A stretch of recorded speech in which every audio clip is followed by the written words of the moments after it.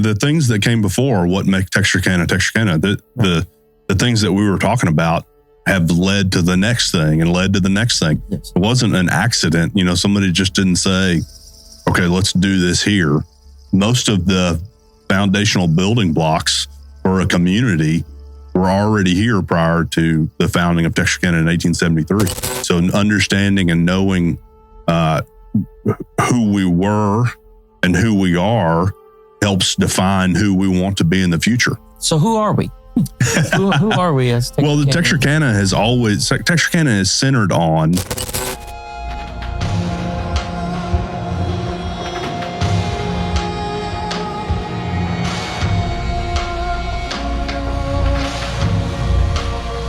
Hey, what's going on? It's the Joe Teel podcast, and this is another episode. I got another great guest, Matthew Solomon here, and we're going to have a good time talking about Texarkana history, Texas history, and all that stuff. How you doing, man? Doing great. I'm looking forward to it. Yeah. We've already had an exciting intro here. It's been fun getting started. Yeah. I like to get comfortable before, and then you got a cool set here, a cool experience, very professional. Yeah. This is awesome. How did you get started doing this?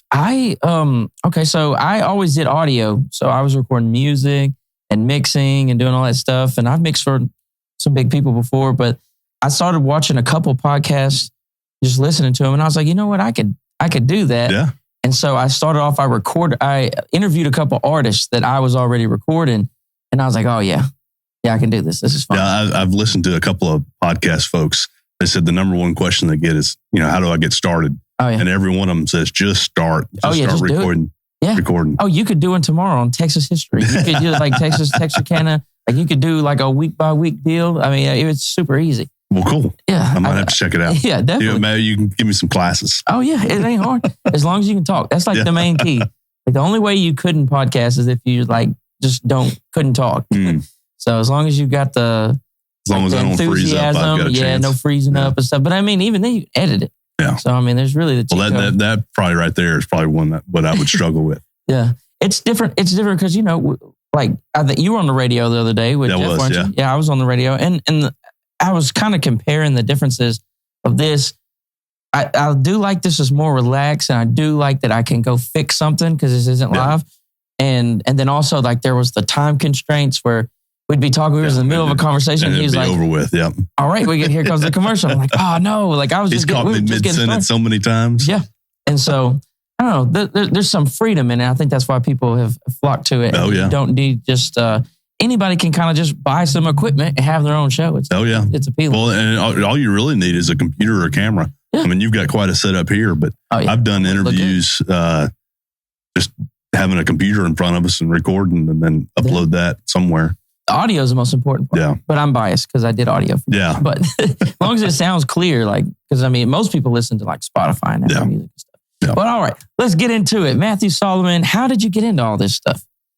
So I'm the historic preservation officer for the city of Texarkana, Texas. I grew up in Texarkana and recently returned home after being gone for 22 years and I applied to work at the city. And within about a year, I was then nominated to be the historic preservation officer.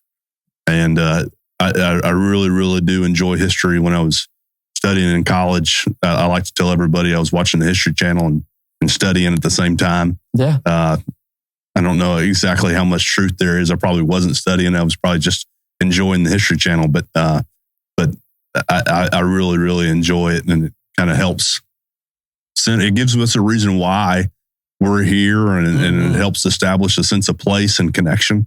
So, for everything that the city does, at some point, history should inform or help connect that effort. And so it's a lot of fun. That makes a lot of sense.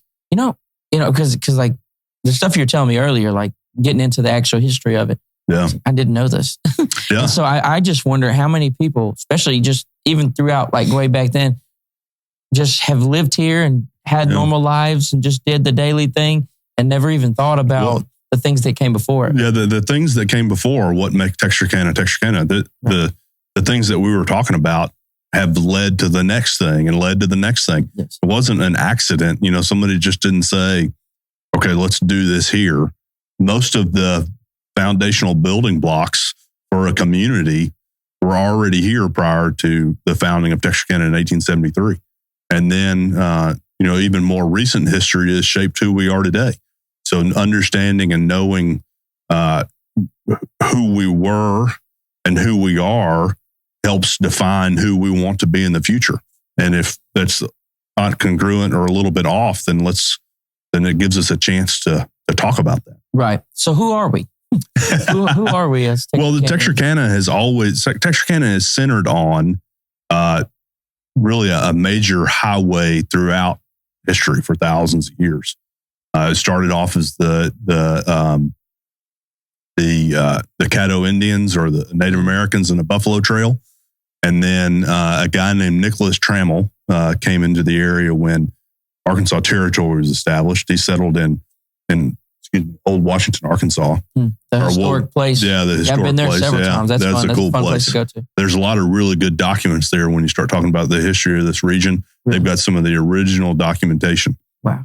So he came into to Old Washington and started using that old Indian trail to come across the Red River into what was then Spain and steal horses and cattle and then move them back across the Red River and sell them to early Arkansas Territory settlers. So he was a horse smuggler. Yeah. And so, that's a really good example of as you think about, okay, who are we now?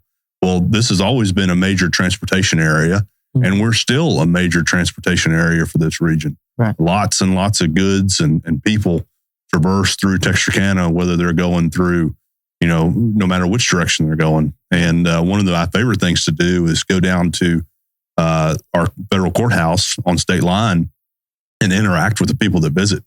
I mean, most towns, small towns across the country would kill to have a place like that where I've met on several different occasions. I've probably met 5 or 6 different groups of people from New Zealand, for example. Oh, wow. And so, it's not just one large crowd of people, but on 5 or 6 different occasions, different groups from New Zealand, from England, from Germany, from Brazil, from pick a country in Asia. I mean, they all come to take their picture at our courthouse because it's so special and different.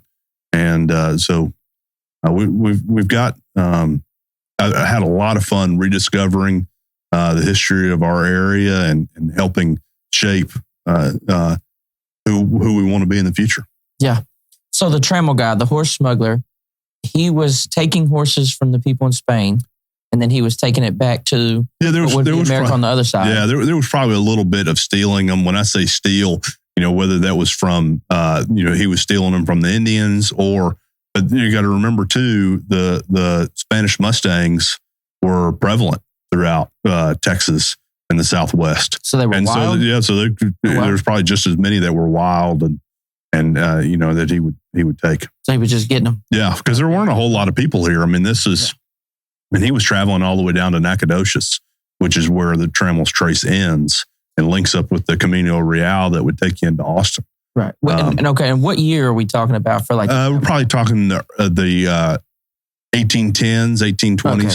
So that's like in the late 1500s, right? That's when they start coming to that's Florida when the South. Yeah, right? the Spanish exploration of the Southwest. Okay, and Southeast. So did that lead into them eventually having this Texas area? How did it work? Certainly it.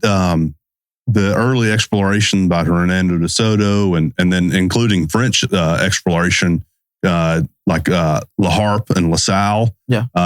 They certainly explored a lot of Louisiana and what would be the Louisiana Purchase and up the Red River. Cajuns and stuff. Yeah. Well, that's the Cajuns are kind of a different.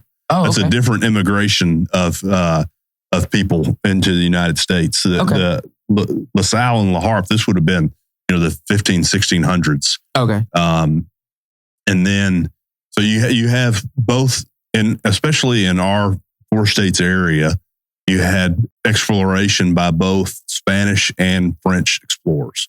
At different times, there was a French fort here in this area, and then that would be replaced by a Spanish fort. And so it's kind of gone back and forth. Because if you think about it, you've got Spanish influence coming up from what we now know as Mexico. Mm-hmm. And then you've got French influence coming from the Mississippi River west. And so this was in a lot of ways kind of a no man's land. Wow. For lots of reasons. One, it was really far away from places, but it was also difficult to get here because of the Red River Raft. And the Red River, are you familiar with the Red River Raft and the clearing of the Red River? Mm-mm. So when the early settlers got here, there was no way to navigate the Red River from essentially where modern day Shreveport is north. The Red River would come up from the Mississippi River and basically get to Shreveport. And then what had happened is over thousands of years, the Red River rising and falling, it had pulled trees and all kinds of debris. And in fact, there's pictures of people basically taking their horses across the debris field, the Red River Raft. Oh, be like going on top of it? Yeah, going on top of it. And so the raft prevented navigation of the Red River north of Shreveport. Now and that raft really contributed to another town, Jefferson, Texas, and that was back in its day, they considered it the New Orleans of Texas. And so they would travel from New Orleans, Mississippi to Red River and then drop off goods, pick up people in Jefferson. And when, where Shreveport gets its name from?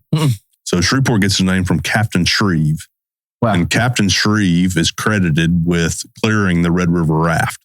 With some assistance from the federal government, but he basically got these raft clearing boats, and he was able to pull the logs out enough to clear the Red River to make it navigable.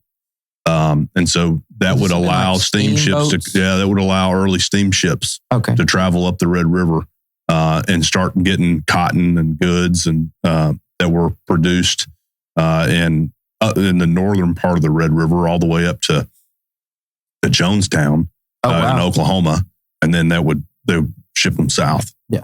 But so this has always been kind of a no man's land, and so Red River played a big part. It's a big part of why. I mean, back in like most big places have some type of body of water. Right? Yeah. Well, early on, that was the primary means of transportation. Right. Yeah. Yeah, that's interesting. Yeah. So just the Red River.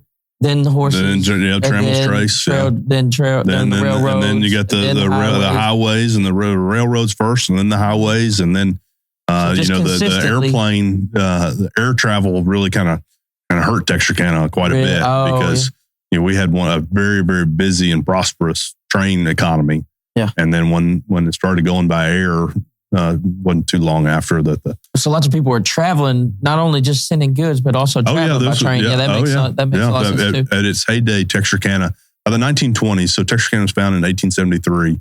By the 1920s, there were 70 plus rail cars a day that were traveling through Texarkana or that were stopping in Texarkana. So, I don't claim to be I don't have the numbers on how many people ride in a car, but let's just use a modern bus equivalent. If there's 55 people on per car, 70 times 55 is a whole lot. Yeah. And so, there were thousands of people who were stopping in Texarkana every day. Every day. Nice. So just 40 years after it was founded. Right. Yeah. So we were booming. Yeah. So back to the Trace guy, Trammell Trace. Trammell's Trace. Nicholas Trammell was Nicholas Trammell. And can you give me the rundown like you did earlier about how that became the way? So I think we've explained about Nicholas Trammell smuggling horses back and forth, and that trail was so well used that when Moses and Stephen F. Austin petitioned Mexico to create Austin's colony, they put Trammell's Trace on their early maps as the way that they were going to bring in settlers from the United States. And in fact, they're businessmen, right? I mean, they're bringing settlers in so that they can get land in exchange. And they actually bought a plantation in what was called Lost Prairie, which is in modern day Miller County. Oh, wow. And the idea was that as they're bringing settlers in from the Northeast, that they would stop in what is Fulton. And Fulton's a very early community here in in our area. And because of the location in the bend of the river and where people could cross the river. And they bought a plantation called Lost Prairie, or in Lost Prairie. The idea was as settlers were crossing the Red River, they could buy all the goods that they would need to get them into Central Texas and Austin's colony. Ultimately, they ended up... Which would be Spain. Yeah, which would... Well, by that point, it would have been Mexico. Okay, yeah. Cool. So, what was the incentive for the people to leave? What was America land. At this point? Yeah, Just land. Yeah. And so land. that might... Free land. Yeah, so that could be why some generations down, somebody lives in like Mexico to this day. Oh, absolutely. Yeah. Absolutely. I mean, there's all kinds of reasons why people immigrate, but certainly a major contributor for early American immigration is the promise of free land. Yeah. But it's hard for us to understand that because there is no go over here and get free land. Back then, if you didn't have land, and I don't know what date this law was changed, but back then, if you didn't have land, you couldn't vote. So if you didn't own land, you didn't have a say in your own local government, and so you wanted land, and if you couldn't afford it, then you just keep going west until there's nobody to pay for it. Yeah, eventually you'll find. Yeah, you'll find it for free, and then now you had to work and earn it, right? I mean, it wasn't, we say for free, right? Like you didn't exchange money for it, but you had to work for it. Right. And also clashing with Indians and... Yeah, there was certainly, the survival rate wasn't very high because for all kinds of reasons, you know, whether it was disease or clashing with Native Americans or just, running into bandits and other settlers. Yeah, like watching, what was it, the 1883, what the Yellowstone spinoff that 1883. Where they first went north. Yeah. I mean, it was fascinating, wasn't it? Fascinating to watch. That train, dude, in the train, they would have come right through Texarkana to get to Fort Worth. Yeah. Nice. Yeah. They don't cover that. Although Texarkana does get is recognized in the Yellowstone series. Is it really? Oh, yeah. You don't know about this? No, I watched the whole thing. Yeah. Well, I didn't watch the last. Remember when they took the big break? You know, Teeter? Oh, yeah. There's a scene where they say, "Hey, Teeter, where are you from?" And she says, "Texarkana." Really? Oh, yeah. Hey, I must have missed that. Oh, yeah. Only time I heard Texarkana was Smoking a Bandit. And then there's actually an actor from, let's say actor. I don't know if he would consider himself an actor or a horse trainer but there's somebody from Texarkana in 1883. Oh, wow. A guy named Clay Smith. And he taught Tim McGraw how to drive a team of horses. So when Tim McGraw is driving those horses, Clay Smith is the one that taught him. That's what I hear, at least. Yeah. And he plays one of the immigrants and drives a team of horses in 1883. Man, horses were so important back then. Oh yeah. I talk to my grandma all the time. I ask her about like kind of stuff. She's 80. She'll be 86, and so my great grandpa. Quiller, his name was Quiller, and he had like a logging business. But when my grandma was young, they just had horses. Yeah. So they pulled horses, then they cut the logs down with axes and pulled them. Oh yeah. And then she said he was like a horse whisperer, like because he had to. Oh yeah, had to be. Work, that's how he made his living. Yeah. And around here. Mm-hmm. Yeah. He was. She grew up on Lime Ferry Road. Okay.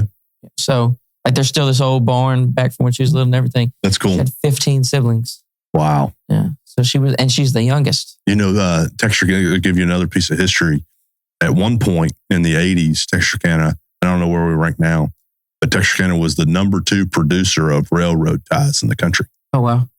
The timber is what, some places is gold and silver and, different minerals for mining, et cetera. That's how they got their community boom or came established.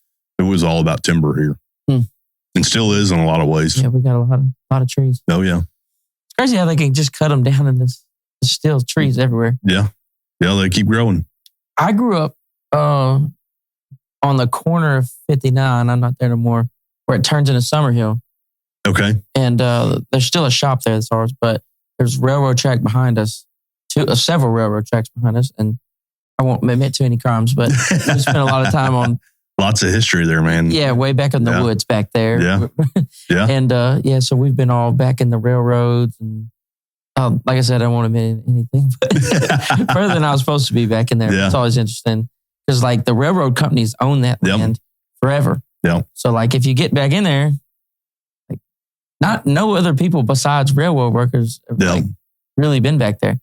But, right across from the old Liberty Hollow school that ain't a school anymore is the big part of that little section of what the railroad company owns, and the railroads come through there. And then we have the big one downtown, right? The huge one downtown. The Union Station? Right. Yeah. Right. And you were telling me about that earlier. But I'll go so left so fast. No, hey, I do the same thing, so it's all right. So Stephen F. Austin and his brother. Yeah, so Stephen F.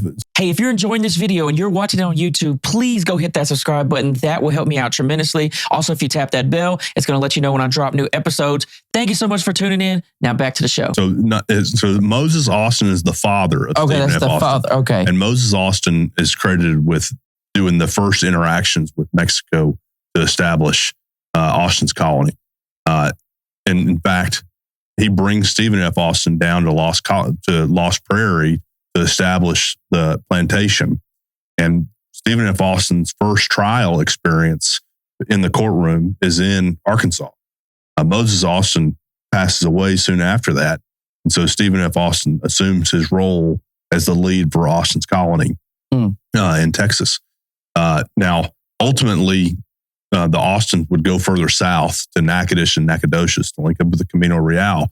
But Trammel's Trace was still traveled by thousands upon thousands of settlers coming into Texas. Davy Crockett, Stephen F. Austin, Moses Austin, Jim Bowie, Sam Houston, all would have traveled right through what is now Texarkana. Is that where we're Bowie County?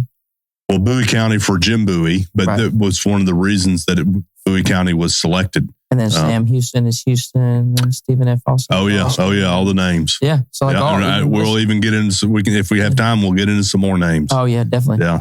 Okay, so once they established that colony, what happened? Yeah. Well, also I want to get into. So you said you found that you've recently found.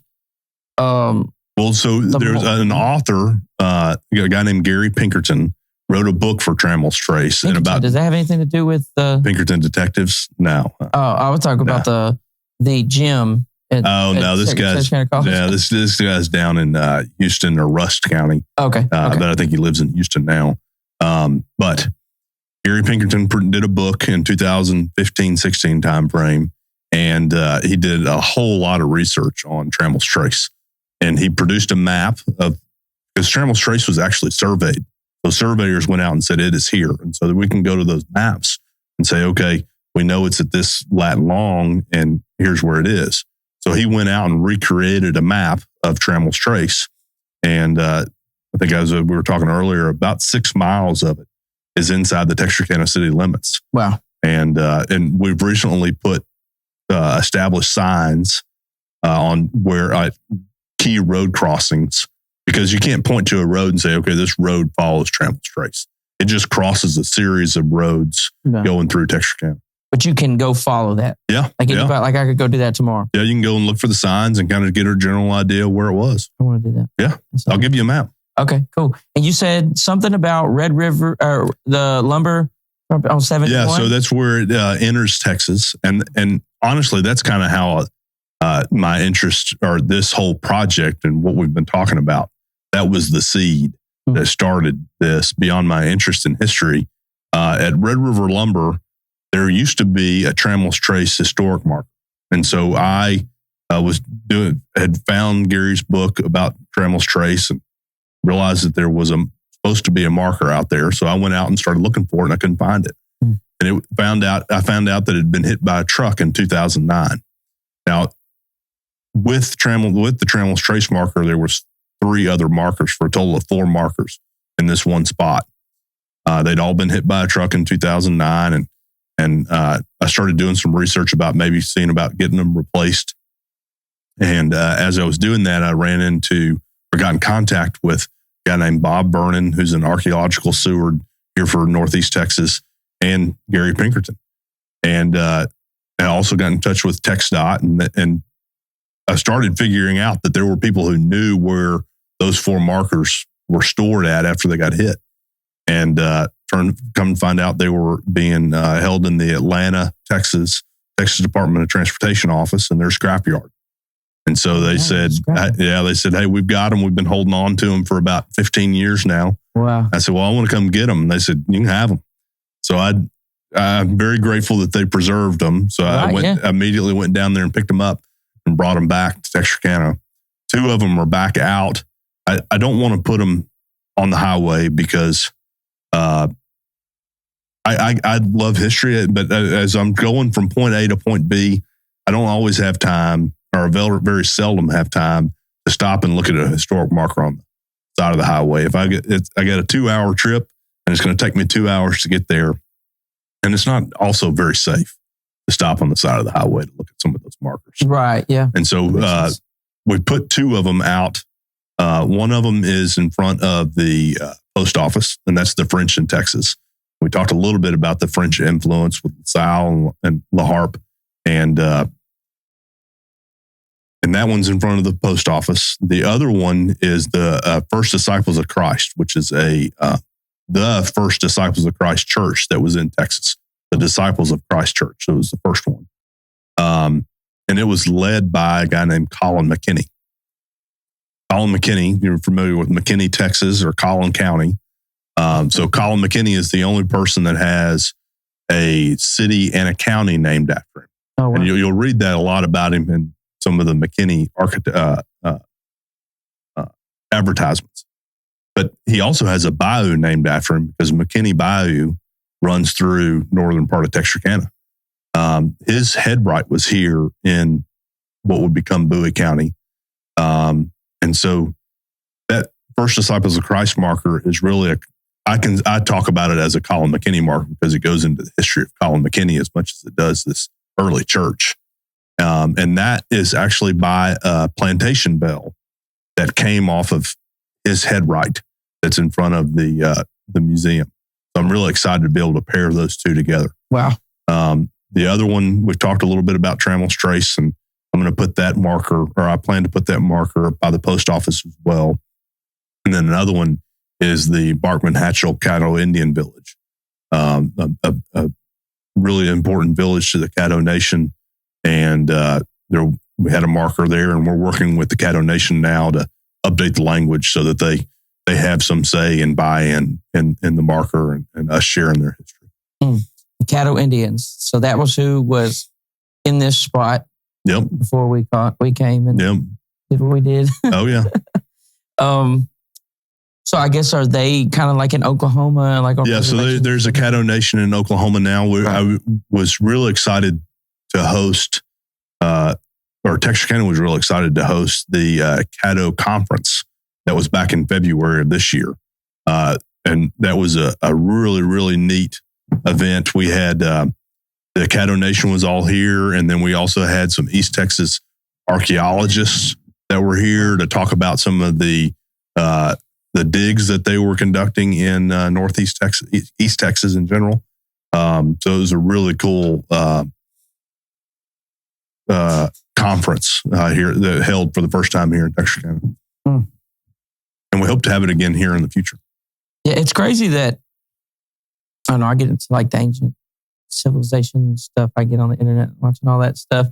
But it's awesome that it was, every time Europeans came here, there was always people here first. Yeah. And so, I don't know, I like to think about, have you ever thought about how long do you think they were here? I know this is like a left field. Yeah. I know this is left field. We'll get back to where I think there's different theories, obviously, and I'm not super well versed on any of them, so I would hesitate to put a guess out there. But I would say 10,000 years or more. Right. That makes sense. Yeah, and it probably, I think the most recent thing I watched on it, we often think of it as just coming across in one wave, like, okay, they come across. Right. But most likely what happened, or at least this theory posited that it was what they would come across in waves. So, one group across the Bering Strait and the next group would cross and go. And then, And that's like Russia to Alaska. Yeah. And so, different waves of people coming across over different, over thousands and thousands of years. Yeah. Following animals or something like that. Yeah. They found footprints that are like 20,000 years old of white sands. Yeah. And that's got archaeology kind of confused. Yeah. It's like, what do you do with that? Yeah. Anyways, that's left field. But, so where were we? Okay. So we were talking about, we talked about, Austin's colony and Stephen F. Austin and his movement in, and we're getting to, so just prior to Austin showing interest in establishing Austin's colony, there was the Louisiana Purchase in 1803. And in the Louisiana Purchase, when the United States bought Louisiana from France, the largest land purchase in U.S. history, doubled the size of the continent, or doubled the size of the U.S. footprint on the continent. How many states was that? Oh, man. I mean, it would have been Louisiana, parts of Texas, Arkansas, Missouri, Oklahoma, Nebraska. And now you're challenging me on my geography. But it went like super north. Oh, yeah. It went all the way up to the Great Lakes. Yeah. Wow. Yeah, because it was the Mississippi and all its tributaries. Okay. And we got that from the guy from France. Yeah, Napoleon. Napoleon. Yeah. And he did that because wasn't he running out of money? Oh, yeah. In his big war. He was in all kinds of conflicts over in Europe. He made the classic mistake of attacking Russia in the wintertime. Oh, I don't even. People got to stop doing that. Yeah. It never works. Hitler tried it. Everyone has tried it. You never attack Russia in the winter. Anyway, so he got in a bond. Yeah. And so they got it for a steal though, right? Like $2 million, I think. Yeah. Which $2 million back then, if you translate that to now, it's but they doubled the United States size. Yeah, I think per acre is where it really gets to be interesting. Wow. Yeah. Oh, so if you break it down per acre, it was that's where they just stole it. Yeah. I mean, $2 million, if you look at it today, that's a lot of money. But then you consider what acreage that came with. So was all of Texas there? No, it was like up the middle. No, it wasn't even up the middle. It was like a sliver. Texarkana was involved in that. Well, what would become Texarkana is involved in that. And that was 1803, and we weren't something until. Yeah, we weren't something until 1879. Okay. Or 1873, excuse me. But so what happens after the Louisiana Purchase? So the Louisiana Purchase, the United States realized that Spain and France never really agreed on where their border was. And so a guy named John Quincy Adams, who would later become president of the United States, at the time he was serving as Secretary of State, and a guy whose last name was Onias. He was serving as the ambassador from Spain in D.C., and they met in D.C. and wrote out the Adams and Onias Treaty, deciding that from the mouth of the Sabine River in the Gulf of Mexico up to the 32nd parallel north to the Red River would be the western border of the Louisiana Purchase in our area. Now, what's also interesting is that is directly tied to Florida. So Spain was in control of what would become Florida. Right. But there was some frustration, congestion, complaints about American colonists moving south into Florida. And so Spain gave up its interest in this treaty, the Adams and Onias Treaty of 1819. The United States was awarded Florida, and the western boundary was established at 32nd parallel. So what we now know as state line is directly tied to the same time that the United States accepted Florida into the continent or into the So at that time, country. This side of state line. This side of the state line would be Spain now. Still Spain. Okay. Yep. And so if you were on the Arkansas side, you would be in Arkansas territory or would become Arkansas territory. So technically we come from Spain at some point. At some point, yeah. Yeah. I mean, so there's some, like in the 1700s, what would become the Louisiana. So Spain at one point owned all the way to the Mississippi and then awarded it back to France. And so it's kind of changed hands a little bit back and forth. But definitely by 1819, it was decided that we would be what would now become Texarkana, Texas, or would later become Texarkana, Texas, would solely be in Spain. Now, if you're in 1819, if you were standing in what would become Texarkana, and I asked you, where's the international border? You'd be like, I have no idea, because we're talking about a line on a map. Trees, right? Yeah. Through the woods. And so in 1821, when Spain had no longer had interest in the in North America, and Mexico would stand up or would lose his interest in what would become Mexico. So Mexico becomes a country in 1821, and the United States and Mexico never really agree on what the border is between the United States and Mexico. Mexico says, hey, we don't agree with some line in the stars going to the woods. The Red Rivers make really good borders, and so we're going all the way to Red River. And one evidence, that would make sense. It kind of does make a lot of sense. Yeah. And I point to the evidence to use that as evidence to say that a guy named Arthur Wavell would become the impresario for this area, and the records show that he was awarded or put in charge of what would become Red River County, Bowie County, and Miller County. And that's another historic marker that's missing or reported stolen in 2015 that we've got on order to replace. But that's a topic that really does a good job of joining both Texarkana, Arkansas, and Texarkana, Texas, because we'd all be Wavell. Wavell. Yep. Okay, so we were all under him. All under Wavell's colony. And you explained it, impresario. Yeah, impresario. Impresario. Okay. Yep. Earlier, and you said that's a guy that's running a colony. Yep. He's responsible for recruiting all the colonists into the way they had it, the way Mexico had it set up to settle what would become Texas. Okay. So then after that, all right. So after that, what happened with our area? So Wavell starts settling it. Wavell never visits here. He tried a couple of times, but remember we talked about the raft. They couldn't get here. And so a guy named Benjamin Milam is his land agent, and he actually creates a list. He goes house to house for people that have farms here and starts getting them on their colonist roster. Ultimately, no land head rights are awarded from Mexico, because very soon after that, you've got the war for Texas independence.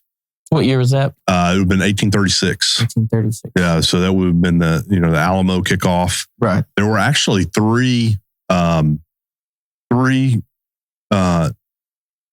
settlers of what would become Bowie County who went to the Texas Constitutional Convention. One is a guy named Richard Ellis, and Richard Ellis was a very well-respected statesman. His head right, and he was living here in what would become Bowie County. He became the president of the Constitutional Convention for the state of Texas. Wow. A guy named Colin McKinney, which we talked about a little bit earlier. Right. He would be on the committee to write the Texas Declaration of Independence. And then another guy named Samuel Price Carson. Samuel Price Carson, another very well respected. Isn't there a Carson County? There is. Yep. That's for him? Yep. Cool. Samuel Price Carson was very well respected. He'd come from North Carolina, having served in public office there, and he ran to be the first president of the Republic of Texas. Wow. Now, he came in second place to Burnett, but he was, as a consolation prize, he was selected as the first Secretary of State for Texas. All right, so the Republic of Texas is not a part of the United States? No, it's not a part of the United States. Completely different country. Okay. Oh, Yep. So our own country. Yep.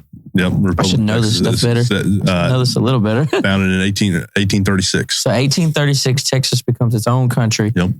And then, all right, so what happens after that? So 1836, you've got all kinds of settlers coming in. And they're also trying to figure it out, right? Because now you've got a new country. Anytime you establish a new country, you got to, there's a lot to create. You got to write a constitution, you got to set up delegates, you got to start making sure that you have citizens' roles, determining whose land is whose.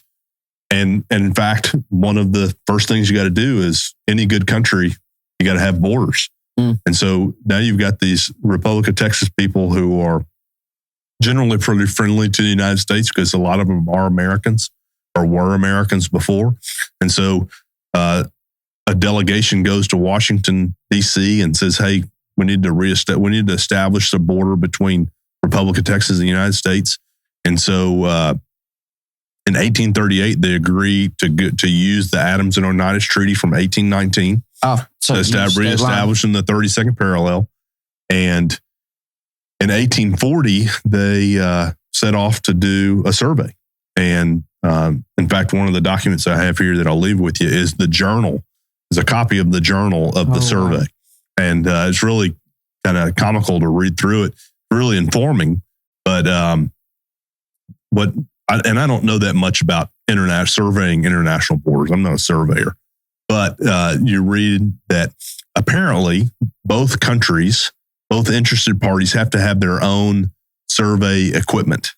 It kind of makes sense, right? If okay, we're going to establish a line, I want to survey it and you survey it, and then we'll agree on the line, versus if we're just using your equipment, you cheat over this way a little bit.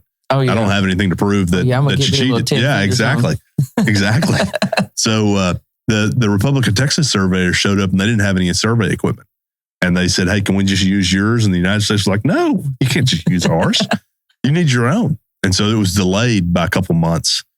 But that survey produced a map of the very first time what we now know as state line was ever surveyed. And so I've got in this journal and in a map that I have hanging in City Hall, you can go and see, it has the landmarks, like Dewey the Ferry Road is on there. Tramel's Trace is on there. So that's a really cool piece of history. Man, that's awesome. I'm learning so much about, I don't know, for some reason, I just have never. Well, a lot of times we think of Texarkana as, the establishment and the first sale of a lot here in Texarkana is something that we should celebrate and it is our founding date for the city. But there were people in this area long before that. Right. In fact, the Daughters of the American Revolution is a genealogical organization that the members can trace their lineage back to a Revolutionary War soldier. Okay, people that fought in that one. Yeah, in the American Revolution, so 1776, right? They applied for and were awarded a America 250 plaque. So America's 250th anniversary will be next year, 2026, right? 2026. Oh, yeah, that's going to be crazy. Yeah, it's going to be big. And so the Daughters of the American Revolution are trying to kind of set up this celebration. And one of the things they're doing is they've, for chapters that apply, they get a plaque that says America's 250th anniversary and celebrates the patriotism of our early American fathers and mothers. And I got some, they wanted it to be housed in City Hall. So we hung it up in City Hall, and we got some interesting comments like, well, nobody in Texarkana didn't have anything to do with the American Revolution. And so I thought, well, let's see about that. So I started doing some research. And what I found was that there are 59 Revolutionary War veterans that are buried in Texas. One is buried here in Bowie County. How does that end up? Because that was all north, the actual fight, right? Well, the fighting would have been in the original 13 colonies, right? Okay. And so it would have been East Coast. It would have been East Coast and South. So like Virginia, Georgia, that would have all been. North Carolina, South Carolina, that would have all been right in the heat because. Did they call their stuff Americans back there? Oh, yeah. Do you think? Or that? Oh, yeah. How early do you think they started calling? Where do you think that? How early did they start? That's a really good question. I hate to hazard a guess. I mean, this has always been the Americas. Right. And, I don't know when the transition between colonists or British colonists to Americans happened. I would say it would happen sometime before independence was declared. But yeah. Yeah, that's interesting. I always think about how wild it is, the first group of people to come over here. Like, because like there was no pictures of it. There was no you couldn't watch a YouTube video. Well, and I mean, you might as well have been going to another planet. Yeah. Right? I mean, because it took you 2 or 3, 4 months, 8 months to get here from wherever you came from. And then once you got here, like you'd used up most of your supplies to get from across the ocean. And so now getting back is doubly hard because you got to resupply. You got to, do whatever you got to do. And then the first batch of people over there. Yeah. So we have like this, I don't know, it seems like there's quite a bit of like entrepreneurial spirit here. Oh yeah. In town, in like the United States. And I wonder if that's like passed down through our genes. Absolutely. Everybody that came over here was a crazy person. Yeah, absolutely. Like no sane person just gets on a boat in that time. Oh yeah. I mean, they were the people from all different walks of life that have come to America and continue to come to America. Right. And they are looking to chart out on their own and establish their own legacy. That's the great thing about being an American. That's super cool. All right, where are we at? All right, so I think we were at 1841. 1841. And so we established the first time that what we now call state line was ever surveyed. And that by the 1850s, there was already talk about where we're going to bring the railroad through. And so it was. And that's going to be big. That's going to be life changing. Yeah, and so back then, before that, the only way to get your year's production from your farm south would have been, or to a population center to sell, would have been either overland, or the best way would be through the river. The river, right. And I've got a really cool book here at my feet that talk about the first steamship that ever came through the northern part of the Red River, and how much, how productive the people here were. Really, really interesting stories. Yeah, I got to get into this. Yeah. Because this is interesting. Oh, I mean, because it's like why we're here. Yeah, yeah. And so when the railroad came through, they said, okay, the conversation started in the late 1850s, but we're held up because by 1860, America was in a civil war. And so at that point, we weren't building any more railroads, especially in the South.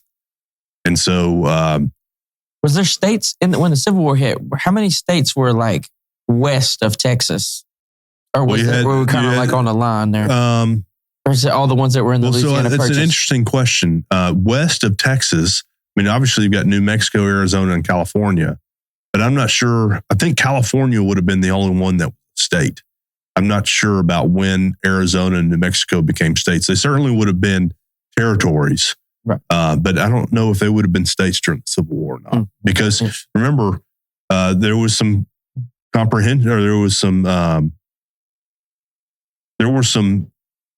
indecisiveness, some struggles with making states because was it a slave state or was it a non-slave state? And every time one added, the other one added, because they didn't want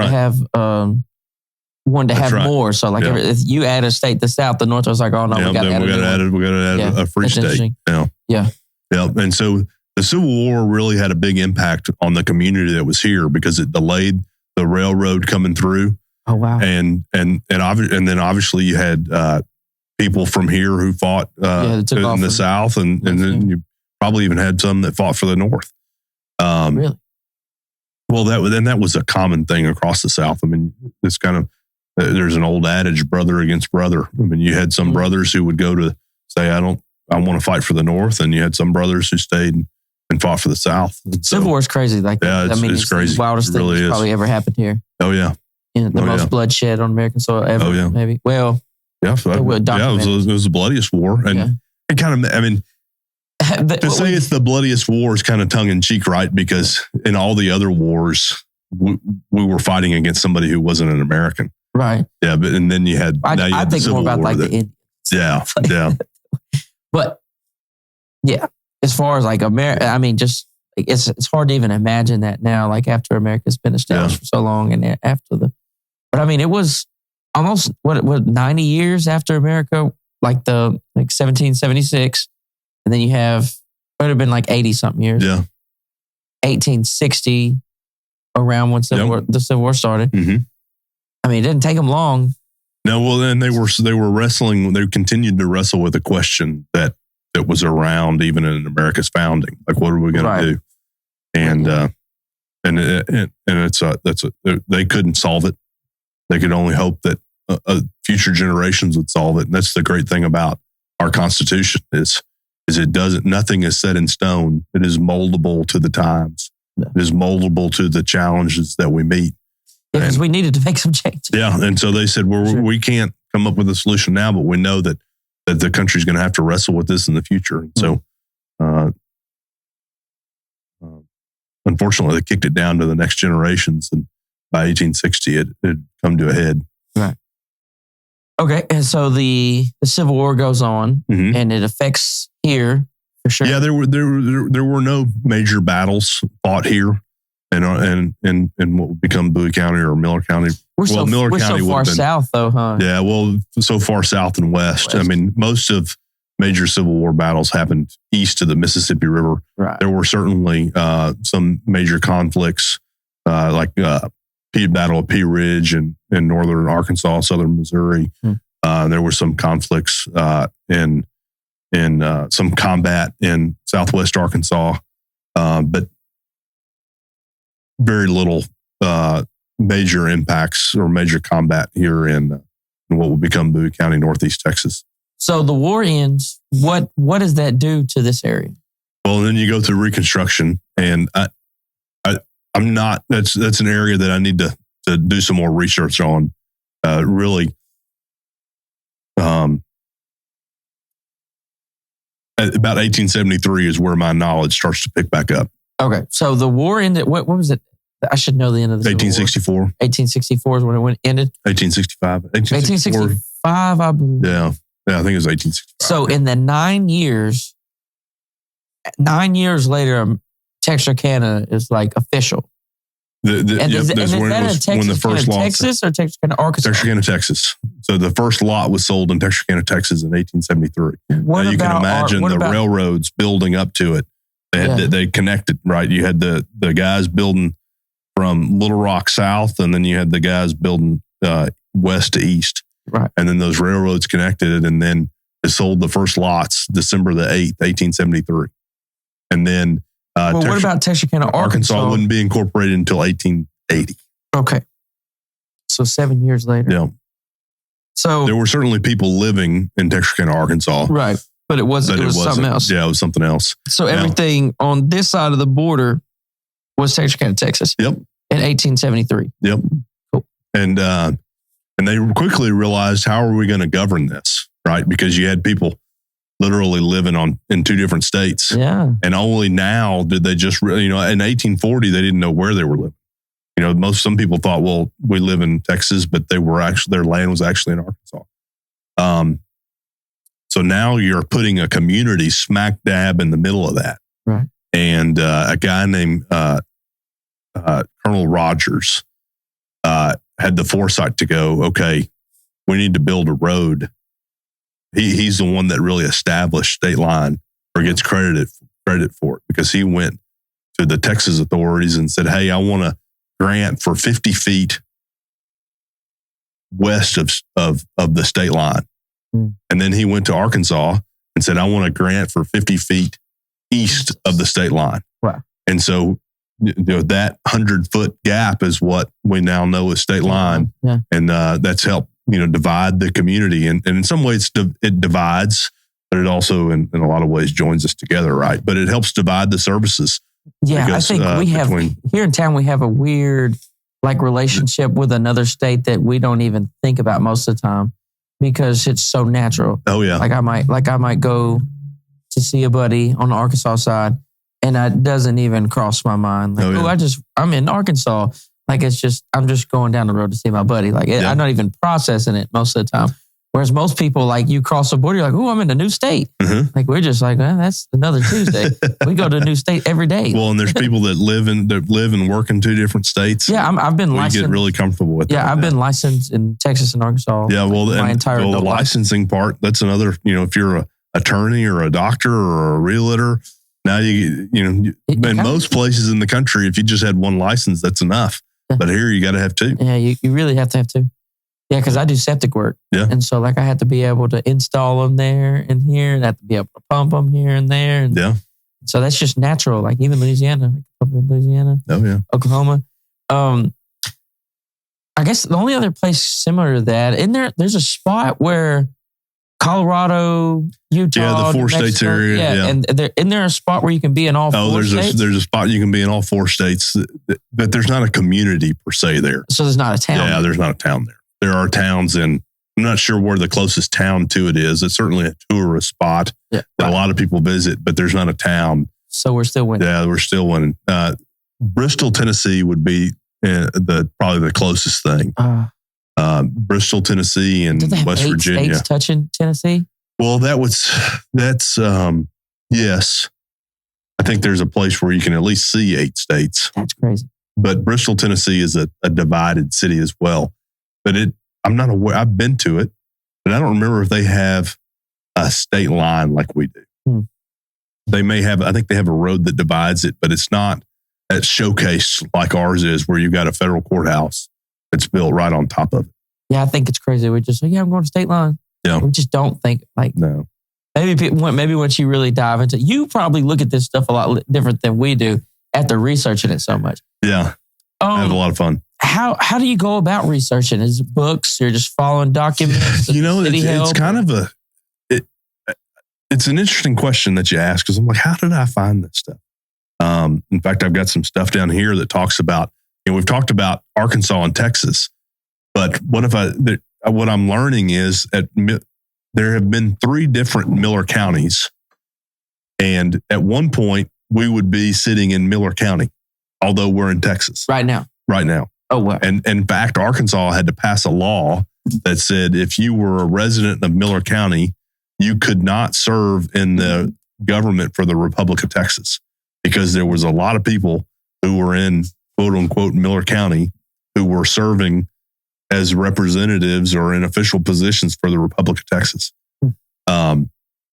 So again, this really has been an interesting study. And what I find is, as I pick up a kernel and start to learn a little bit about it, that takes me on the next thing. Right. And so, in our earlier discussions, I talked about how Trammell's Trace for me was that thing that then said, okay, well, I know that the steamboats came through here. And I'll start looking at the sources for these books, and I'll say, well, and then that'll lead me to the next book. One, right. And it's similar to these podcasts because, everybody's leading me to the next one. Yeah. Like there was a line of events that led me to Jeff. Yep. That lead me to you. Yeah. And this may lead me to another direction, Yeah, it's cool how that works. And once you get that's the thing about us having a curious mind. Yeah. As you go, okay, I'm going to pull this thread, and then I'm going to pull this thread. And it takes you on a journey that's a lot of fun to go down. It is. And I think a lot of people get out of school and they stop learning. That's right.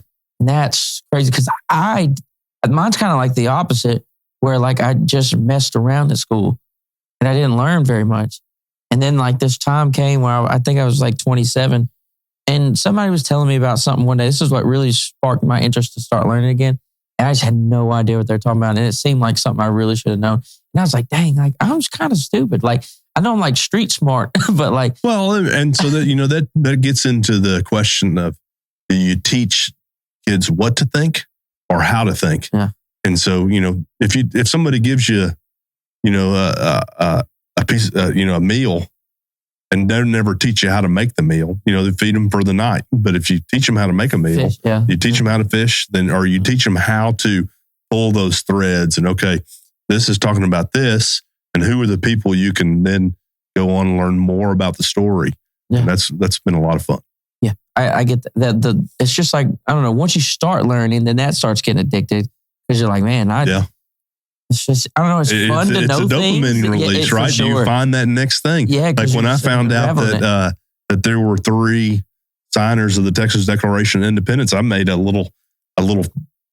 got real excited about that. And then I found a book that talks about the history of the 3 people from Bowie County. And I mean, it's a collection of short biographies on all of the signers of the Texas Declaration of Independence. Wow. But just to have those biographies on the 3 signers from what would become Bowie County, that was a huge dopamine hit for me. Yeah. one rabbit hole I've been down recently is cults, and it's been like cults. Okay. Like churches. Okay. Cults. Like cults. Got it. Yeah. And it's the same thing. Like I'll learn something about this one cult, and I'll be like, "This is the wildest I've ever heard." And then you hear when, this is like this other cult, and you're like, "Oh, well, let me check out these guys." Yeah. I'll be like, "Oh no, these people are crazy." And then you just keep on going. You're like, "Oh my gosh, how many crazy people are out there?" And there's a lot of crazy people out there. Yeah, that's exactly I just went down the Scientology rabbit hole. It is insane. Hmm. It's the same, and I get what you're saying because I'm getting those same type of dopamine hits. Yeah. When I figure something new about it, I'm like, oh. Yeah, and then I want to share it with somebody. I've got a kind of a reputation in City Hall because City Hall is getting ready to celebrate its 100th anniversary. That's cool. So the building, when is that? It'll be November the 10th of 2025. Yeah, so for 100 years. Yeah, 100 years. And so I'm going to give you a book or a pamphlet that was created in the 1980s. And it's an application that I've turned into a pamphlet. But it talks about the history of City Hall. It tells you, so it's the City Hall on the Texas side is the second City Hall that's been at that location. The first one was demolished in order to build the one we have now. It was built in 1925. On September the 1st, 1925, they had their first city council meeting in the building. And we've got the minutes from that say, what they were talking about. And they were trying to figure out when to have an open house. And at the time, Texarkana was a happening place. We talked about how many railroad cars were coming through here a day. And they were having a senators and congressional members meeting in Texarkana. And they said, okay, we're going to have it during that meeting. So November the 12th, 1925, they had a big unveiling for City Hall. And at that meeting, they unveiled one of the committee members was a guy named John Jefferson King. He was a Bowie County judge, attorney, state representative from Bowie County. And he was recognized as being one of the forefront members of building the new City Hall. And they painted a portrait of him, ordered a portrait from New York of him and unveiled it at this celebration. You had to stand there while they painted him? Either that or took a picture, one or the other. Okay. Because this is 1925, pictures would have been available. Talking about pulling thread, so I read about how they had unveiled this painting, and I thought, well, I wonder what happened to that painting. And so I started kind of asking around, and was like, I don't know what you're talking about. And sure enough, the museum, I called the museum, was like, hey, any chance y'all have this painting? And so we'll have to look around. Sure enough, they had it. And it's a 4 foot by 3 foot tall or 3 foot wide painting. So in the Texarkana, in this regional museum downtown, they had it. I need to go there. You do. It's got a lot of really cool history of Texarkana. You'll meet me there one day and we'll go through. I'll meet you through. Yeah, absolutely.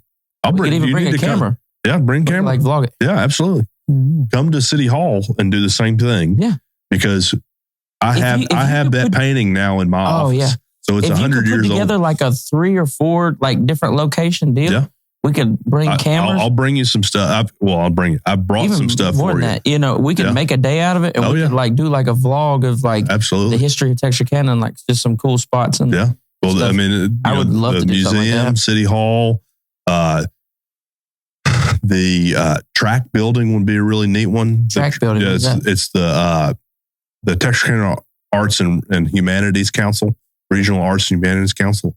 They have. So it's a federal courthouse that was built in 1909, and it's absolutely beautiful. It's now an art museum, and they showcase local artists and national artists in the building. But the building has got a beautiful brass, and the federal courtroom that's on the second floor is in beautiful condition. And has it been restored or is it just okay? Yeah, it's had now the judges' podium and the jury stuff has all been removed, but the ceiling is just beautiful. And the big, huge windows, really, really cool to look at. Yeah, we got to put something like that together. Yeah. Okay, so back to the history of it. Okay, when did Texas become a state? Like 1845. 1845. So that was a state of the United States. Yep. So okay, so then we were only the Republic of Texas for about 9 years. 9 years. Okay. Yeah. Yep. Off the wall question, random. Do you think that Texas could be a country again? Well, so we had a little bit of discussion about the Civil War, right? I mean, and there's still a debate on whether states have the right to secede or not. Right. And I'm not sure I can answer that, but it's certainly something interesting to think about. Do you think we could sustain ourselves? Let's say for some reason that the United States would be like, yeah, that's cool, which they probably wouldn't. Oh, yeah, I think Texas could. It's one of the few states that could. Just interesting. That was just an interesting thought. So California probably could. Right, yeah, some of the big ones. You got to, one of the key things, you got to have a port. Have a port, and we have the oil money that we have, and the port, the ability to get it out, in and out, and then the cattle production and agricultural production. Texas would probably have as good a chance as any other state to give a go at it. Yeah. I got a lot of Texas pride. Yeah, I like Texas. I need to learn more about Texas. They got all this pride. Don't know shit. That's all right. You got to start somewhere. But no, I'm learning. It's all good. I'm having a good time. All right, so we get into the 1900s. Yeah. What's happening in Texarkana in the 1900s? Texarkana is a booming place, man. Yeah. There are buildings being built left and right. And we can see evidence of that in our current downtown. Yeah. I mean, you see buildings that were built in the 1800s right next to buildings that were built in the early 1900s, 1913, 1914 timeframe. Wow. In fact, you had some major Texas political leaders that were living here. In the early 1900s, the Shepherd family moved to Texarkana. Oh, they came Shepherd. From, you tell me about. Yeah, we got to talk about him. They came from I think Carthage, maybe. So a football town. Yeah, a little further west into Texas, but still East Texas. They moved to Texarkana and they opened a law practice here. Right. Morris Shepherd's father was already a Texas representative in the U.S. Congress. But while he was 2 years after they moved to Texarkana, he passed away. And Morris Shepherd took his place in the U.S. Congress as a representative. And this would have been, I think, late 1905, 6, 7, 8, 9 timeframe. And he's finished out his father's time in the U.S. House of Representatives and ran for U.S. Senate. He was one of the longest serving U.S. senators from Texas. Wow. Served from 1913, I think. And don't quote me on these dates, but I'm getting ballparks till he died in 1941. Oh, wow. He said he was instrumental in. Yeah. Texarkana, a lot of cool people have come from Texarkana. And in fact, we have somebody from Texarkana who wrote an amendment to the Constitution. I mean, I think there's only 26 amendments to the Constitution. Damn. And so not very many people can say, hey, we have somebody from our community who wrote an amendment. And I'm sure he wasn't popular for this one, though. Well, I mean, at the time he would have been. Oh, yeah. Yeah. I mean, so a lot of people, the states had to ratify it, right? Yeah, I mean, it had to go around and all the states had to vote on it. And they ratified it. And so I always get it confused, the 18th or 19th Amendment. One of them's women's suffrage and the other is prohibition. Why do you think, what were the reasons for prohibition that they were using? I think there wasn't a whole lot else to do besides drink. Oh, there wasn't the TV, there was radio. They was having too good of a time? Yeah, I think people were looking at it. And we can, even today, we can look at it and go, you really need to, you're drinking too much. Yeah. It's not a good thing. Right. We know that today, right? Yeah. And they knew it. They knew it back then too. Right. But they were, you had the women's movement who, as the women stood up and claimed their rights here in the United States and their right to vote, et cetera. They were seeing their sons and their husbands, spending way too much time in the bar, in their opinion. And so that was a big part of it. I imagine a good old saloon. I imagine a good old saloon was something to do back in the day. And then you also had cars coming along. Oof. The advent of the Model T. So people were showing up to the factory. All kinds of reasons. You had this industrial revolution going on. Right. And so life is already super dangerous, right? And now it's getting even more dangerous because now, if you fall off your horse, there's a chance you're going to die. Right. But now if you get hit by a car, of a piece of steel going at 25 miles an hour, there's a really good chance that both people are, the person getting hit and the driver are going to die. And so life is getting infinitely more difficult, and alcohol in the mix. They hadn't learned how to separate the two yet. I ain't sure we have learned yet. No, well, that's true too. They was getting sloppy though. We're still learning. That's what happened. They was getting sloppy. We're still learning. That news interview is resurfaced, I think, where this guy's popping a beer while he's sitting in the car and goes, "The government can't tell me when I can drink and when I can't. If I'm getting off work, I'm gonna have a beer." But that's the funny thing about history. Like, you think about history, one thing you've always got to try to do when you're even when you're researching or you're going through these things, is you've got to try to put yourself in their mind state. Yeah, because they weren't thinking like us. Yeah, it's called.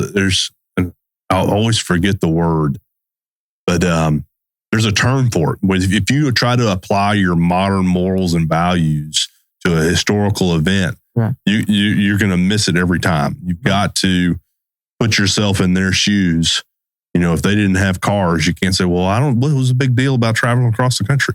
Well, I mean, you get your walking shoes on and see how you feel about it then. Yeah, or get a horse. Yeah. What happens if your horse dies? Yeah. Or what happens if you run into bandits? Or I mean, it's just... it gets pretty dangerous looking at if you try to judge history through your modern morals. Right. Yeah, and I think that... You can come up with some wild accusations that are not productive at all. Yeah, these are just... These people had what they knew at the time. That's right. And they were making... Yeah, if you'd have told them just that, like us, we're making decisions off of what we know at the moment. Yeah. And it might be foolish to the people 100 years from now. These people back then, a camera was a big deal. Yeah. And if you'd have told them that, hey, in 60 years, you'll be able to have a camera that you can put in your pocket. Right. Because, the cameras we have now, I'm talking about the cameras like digital cameras in the 90s or 35 millimeter cameras that you can carry in your pocket. They would have said, "No, you're crazy," and then throw a phone on top of that. Oh yeah, and then throw crazy mess to me. Yeah, you ain't gonna have a calculator in your pocket. That's right. Shoot. Shoot. I don't even use the calculator anymore. And then throw flying on top of that. Oh yeah. Goodness gracious! Oh, it's crazy how far we've gone from the Wright brothers, in the early 1900s to like jet engines, and then all the other crazy stuff the military won't tell us about. And, things of that nature. It's fun to think about. Oh yeah, but yeah, that's my point. Is I think that like even when you're I don't know, to get back into the mind of the Texarkana person from like, let's say, the Great Depression. What did the Great Depression do to Texarkana? I don't know that Texarkana was any different than every other city in the country. Right. There was recently a book written about the Ahern family and their experience in the Great Depression. Ahern was an immigrant from Ireland, I believe, who traveled through Washington, D.C., and then arrived here in Texarkana in the early 1900s, maybe even as early as the 1800s. But he decided he was going to set up a grocery store or a general store, and did really, really well, and lost it all in the Great Depression as soon as the stock market collapsed. And that you can buy that book at the museum. Oh wow! It's a really neat glimpse into Texarkana at pre-Great Depression, and then post-Great, and then during, and how people really went from having everything to nothing. And one of the things that actually saved the Ahern family was he had gifted the house that still exists in downtown Texarkana. He had gifted it to his wife. And so when he went bankrupt, he didn't lose his house because it was his wife's house. Oh, dang. And so that what saved him from being on the street. My grandpa was born during the Great Depression. He was, my math is terrible. But he was 82 when he died, and he died in 2006. He was real young when it happened. I think it would have been right at the end of it. But the way he would, like even going to like the restaurant or going anywhere, or when he fed us or anything, like he was so like clean plate. Oh yeah. You had to clean your plate, like, and I didn't understand that. And finally, my dad explained it to me later. He was like, "Well, that's because he didn't have anything." Yeah. And he had 5 brothers. Or no, he had 4 brothers. Another interesting story about my grandpa's brother, James. He was a Japanese war prisoner. Oh, really? World War II. And he made it home after the war. When he left, he was 160 pounds. When he came back, he was 87 pounds. Wow. And he came back, he was all jacked up and never really recovered, and he died afterwards. But he had a president write him a note. So that was pretty cool. We have that at like a little chest thing. Yeah. But I don't know. I think everybody living through that time was, that just had to be like the worst ever. Well, imagine the energy in America. It'd be like running, like one of us, your business is doing great. Right. You have invested, you're working, and then all of a sudden it's worth nothing. Mm-hmm. And you can't make the payments on what you own, your house, your car.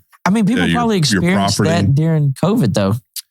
Well, certainly on a smaller scale. Yeah. To where people that had maybe but back then they didn't have some of the social nets that we have to catch people. Oh yeah, they didn't get no stimulus check. Yeah, they weren't getting a stimulus check. It was like, okay, you're broke. Yeah, once you're done. The only thing you can do is file bankruptcy. And we certainly had people during COVID that filed bankruptcy. Oh, for sure. No doubt. To get back to so the Great Depression is going on around the same time as Prohibition, right? They overlap, don't they? Yeah. So these railroads and stuff, was there alcohol being trafficked through Texarkana? Oh, certainly. Yeah. I can't think. The specific examples escape me right now, but absolutely. Yeah. And if you think about it, if you read into what Prohibition was, it was kind of the way they wrote the law. It was illegal to sell it, but it wasn't illegal to drink it. Right. So you and I could sit here and drink a beer, but what we couldn't do is go to the store and buy it. Okay, yeah. So there was all kinds of workarounds that came with it. Right. So I read a book on Al Capone. Yeah. And basically how he profited off of that and how he there was a guy above him, but he inherited it. And the way he, they just had a whole organization. But I just think about like Texarkana, we had this, like you said, we've always had it. Yeah. The movement through it. Yeah. Had to been. Was there any like Hot Springs talks about there was a mafia presence? Yeah. Did we have any of that? I haven't gotten to, certainly. We were known as the Little Chicago. Little Chicago, yeah. Okay, so I've heard that before. I haven't gotten to that point in my study. Yeah. What year did we get that nickname, or maybe not year, but time period? It certainly, like I said, I need to do some more research on it, but you kind of put some analysis on top of it. It would have been, I honestly think, just doing some quick math, we probably had that reputation, or at least the idea that we were going to be a big town. When they put the railroad here, and remember we talked about the transition between horse and buggy to railroad. They envisioned this being the gateway to Texas, gateway to the Southwest. Right. In fact, we had the largest mail handling facility in the Southwest here in Texarkana. All the mail would come, and for that matter, all the train traffic would come from it funneled from the northeast of the United States, all straight through Texarkana. Mm. And so it would come to Texarkana, and then it would get sorted whether it was going to go south into Shreveport in Louisiana or further west, Arizona, California, et cetera. And so they really envisioned this being the gateway. And do you think they thought it would be bigger than what it turned out to be? Oh, absolutely. Mm. Yeah. Absolutely. So we're a disappointment. Well, I wouldn't say that. Maybe we've got some unrealized potential. Oh yeah, maybe for the future. Let's think about positive. Let's try to stay positive. Oh yeah, I'm just. Yeah, no, I know. But we were on a cool spot where you can go to Dallas, or you can go to Little Rock, or you can go to Shreveport. Yep. You go a little further, you can go to Houston, or you can go to Tulsa, or you can go. It's just like the possibilities are. Yeah, and they knew that back in the early 1900s when they were in 1873 when they put Texarkana here. And then, 20 or 30 years later, they could see the potential. Yeah. And there was we were a pretty fast growing city. And we, in fact, even, and the state of Texas, for that matter, realized it. They put, and it went as far as to put the 6th appellate court here in Texarkana. And one of the reasons they did it was because, yes, the challenges that we have now, I think about my kids' sports teams. It's hard to get, like if you're in Dallas or you're in, let's pick another. If you're in Tyler or Carthage, you got 360 degrees around you. You can go the other way. You can pull people in. Arkansas we can't go into Arkansas. Right. Now we can, right, in preseason, et cetera. Yeah. But we're kind of, we're locked into the lower quarter because we're about as far north and east as you can get in this section. But they certainly knew the potential that was here, and in some cases we were starting to realize it with railroad travel. We've talked a little bit about some of the challenges that brought us to where we're at now. With I wouldn't list prohibition as one of those, but certainly the Great Depression had an impact on us. We started to pull out of that in World War II. You had the establishment of Red River Army Depot during World War II. Okay. So Red River Army Depot was put together during World War II. Yeah. Oh yeah. And this was even World War I. In fact, going all the way back to World War I, this was a major hub for soldiers going back and forth. So essentially, you get here, and if you're going continue west, you're going to the Eastern Front. If you're continue east, you're going to the European front. Wow. And so where the Grim is now was a staging point for soldiers. Really? And there are pictures, especially in World War I, because by World War II it would have been built. But in World War, there are pictures of soldiers staging at what is now the lot, which the Grim Hotel is built on. And then they would march down and get on the train. Wow.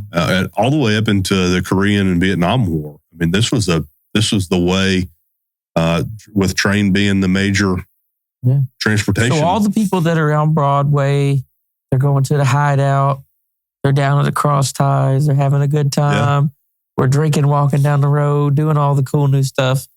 We're walking, probably unknowingly, walking the same path soldiers took to get shipped out. Oh, yeah.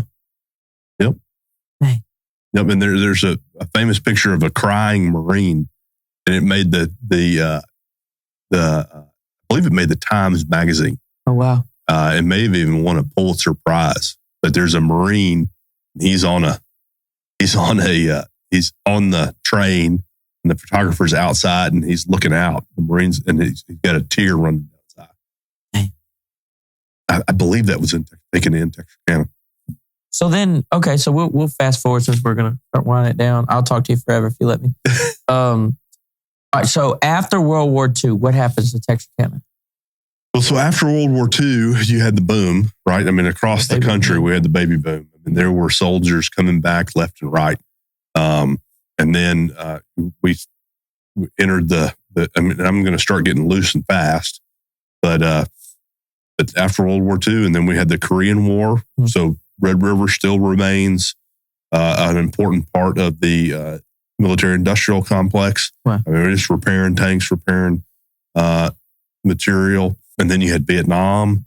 By the 60s, America was kind of having a hard time going into the 70s. And the 70s is when a lot of our businesses closed in downtown Texarkana. And then you layer on top of that more people are traveling by airplane versus train. Our town is a railroad town. Everything is built. Our historic downtown is built to support the railroad. Well, train traffic or passenger train travel significantly decreases as more people are traveling by air, and the economic impacts of the 70s. You saw the Grimm Hotel closed at the end of that decade in the 80s. Okay, so I never knew that. The Grimm closed in the 70s. Well, so the Grimm Hotel goes through different phases. It started out as a 250 room hotel. And then at some point in the 50s, 60s, 70s, it transitions into an apartment building. Right. And then it slowly closes as the renovations aren't kept up with. The last business in the Grimm was a barber. And I can remember as a kid, I didn't go to the barber. Like the first floor. He was I was on the first floor. Yeah. Wow. Yeah. And so that was the last business. And I think it closed in the 80s sometime. I won't pinpoint an exact time. But I just remember sneaking into the Grimm because they said it was haunted. And then you had Union Station, although Union Station is still an active Amtrak station. Right. Union Station was closed by the 80s. The McCartney Hotel was closed by the 80s. You had the mail no longer traveled up and down the rail like it used to. So you had the largest mail handling facility in the Southwest here in Texarkana, as I've already said, that closed. And so, and then you had this idea about malls and the what modern malls look like, and then the downfall of malls. And so you had malls that pulled.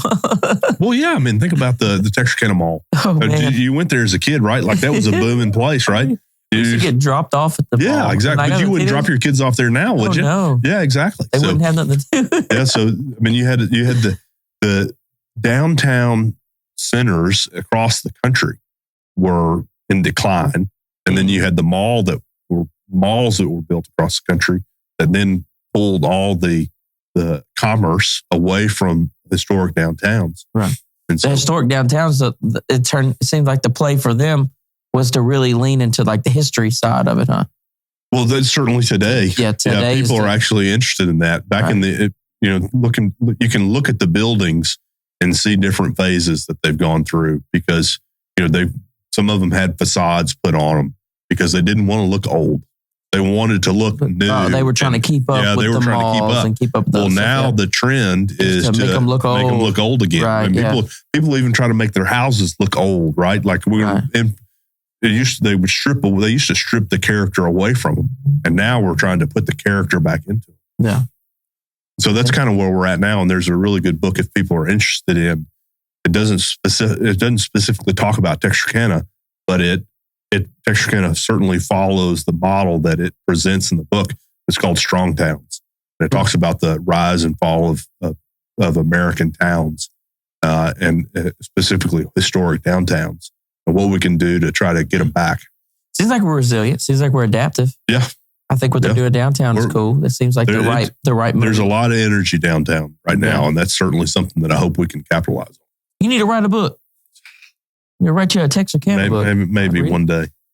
I'll write the foreword. He wants to talk to me for 2 hours about it. Trust him. Has it been 2 hours? I talked that much? Oh, no, we're getting there. We're getting there. Sorry. Oh, I'm enjoying this. I've loved this. I'll have you back. We'll do more. And I still want to go. I got to do some more research. Yeah, we got to go around town. We need to do a vlog of the Texarkana history. That'll be cool. 2 things we have to talk about before we get out of here, and we'll be quick about it, is it's like all this stuff you're telling me, this is like what we truly are and where we truly come for. And yet we still get known for 2 other things. What's that? Town of the Dreaded Sundown. Yeah. and the Falcon Monster. Yeah, the Boggy Creek Monster. Well, I mean, and it's hard to compete with a Falcon Monster, right? I mean, that's a cool thing that, and how do you prove it? Okay. I think there was a bit, here I go. I think if there was a Bigfoot, we'd have found a body by now. Nah, I'm with you. Unless they're interdimensional beings. I think I told you at the beginning that I watched the History Channel to say I was studying. Oh, yeah. And now the History Channel's full of aliens and all that stuff. And I think a lot of people enjoy reading about that or listening to that kind of stuff. Yeah. I think there may have been a Bigfoot like back in the day. I don't think there is one now. Oh, yeah. But all the trail cameras and stuff, somebody would catch Somebody would have found it by now. I've done way too much Bigfoot history. I agree. But at the same time, they're still making discoveries. They're still making discoveries about new fish in the sea and new frogs in the Amazon. I don't know how he can duck all the trail cameras. It's like here, like you got let's say so the Falk is known for the Boggy Creek Monster or whatever. How many trail cameras are in Falk? Because them boys is hunting out there. And you would just catch a stray. I got a funny story to tell you. I can't remember who the credit for this story goes to somebody else. And so if you're out there, I apologize for not naming your name if you're listening to the podcast, and the off chance you're listening to the podcast. But this happened in East Texas, and there was a group of guys that were going out hunting. And the guy drops one guy off at a spot, and then they drive the ATV or the truck to the next spot, and they're getting set up, and it's twilight. Sun hadn't come up. Sun hadn't quite come up yet. And all of a sudden, they hear this, pow, pow, pow, pow, pow. And they're like, what happened? What is going on? Like, it's a little early, and that was a lot of shots. So they like, okay, let's get back out of the blinds, and we'll go check it out. They get out of their blind, and they start driving down the road, and they see this dude just running, just sprinting. Oh, man. And the guy goes, Bigfoot. They're like, what? And he goes, no, Bigfoot. I shot him. I killed him. Like, no, you didn't. Stop. And then they start to worry, like, who did this guy shoot? Yeah. If they didn't shoot Bigfoot, who did he shoot? He's convinced he shot somebody. So they go back to the blind, and they're looking at it, and there's bullet holes through the back of the blind. So that, like, this guy was in the blind, shot through the blind. And then there's blood on the backside. And they're like, what happened? And this guy tells a story. He said, I was in my blind. I was checking my phone before, the shooting light came up. And all of a sudden this hand comes in and grabs my phone. And he said, oh no. He said he'd never been so scared in his life. So he just started shooting. Was it hairy? Oh yeah. Oh no. And so they follow the blood trail. And it's a silverback gorilla. Oh, it was a gorilla. Oh, okay. See, I'm about to say you had done. So this guy was absolutely telling 100 more hours of research into Bigfoot. This guy, you can find out about this story. So they called the game warden and like, hey, there's this, like, we just killed a silverback gorilla that scared the crap out of one of our guys. And the guy goes, oh, I'm so glad you found him. And the guy goes, you knew about it? And he goes, yeah, we've been looking for that gorilla for about 2 weeks, but we didn't want to scare anybody.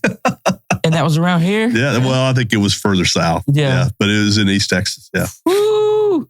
I don't know. Can you imagine sitting in a blind? I'm about to say, as much as we're talking about Bigfoot and the swamp monster, the Falcon monster and all this stuff. Oh, yeah. Imagine sitting in a blind at 4:00 in the morning and this hand reaches in the blind and grabs your phone and takes off running. Oh, I react the same way. Yep. We putting some rounds down range. No, I'm taking the phone. Yeah. I like how he had like the conscious out of everybody. He was like, you know what? I think Americans are on the phone too much. That's right. You need to limit your screen time, brother. Right. You're supposed to be out here hunting. Yeah. You're not very aware. That's crazy. You would not pass Army security school. I'm glad that it was a gorilla because, like I said, you almost just sparked another 100 hours of Bigfoot research for me. And I don't need that right now. I need to do other things. Well, I had to set it up. I've been told I'm a good storyteller, so I wanted to stick with that. All right. So the last one, the town of the dreaded sundown. Yeah, the town of the dreaded sundown. We've got in City Hall, we have a plaque that one of the City Hall employees made. And when I talk about, and albeit there's a lot of people who are way more knowledgeable on the town of the dreaded sundown than I am. It's just not something that really interests me, or I haven't gotten to that point in Texarkana history. You notice that really focus on the 1800s because there's a lot of people that already focus on town to sundown in the 1920s where the boom in Texarkana. I'm getting there, but I hadn't got there yet. I'd really love to do some more study, or when I get there, I'd love to study the victims because I think the victim stories are really something that we can tell and that we can talk about. There's been a discussion about should we get a historic marker for the town that dreaded sundown or the Phantom Killer. And I would love to have a historic marker for the victims whose lives were cut short versus highlighting somebody who did something really horrendous. Evil.